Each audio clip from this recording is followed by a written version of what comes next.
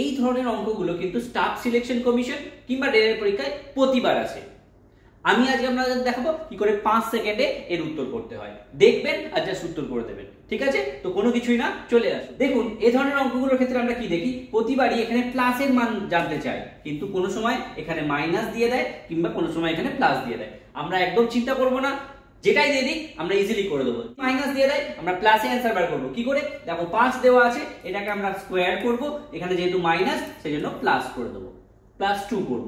কত অ্যান্সার হয়ে যাবে, দেখো 25 + 2 হয়ে যাবে আমাদের অ্যান্সার 27।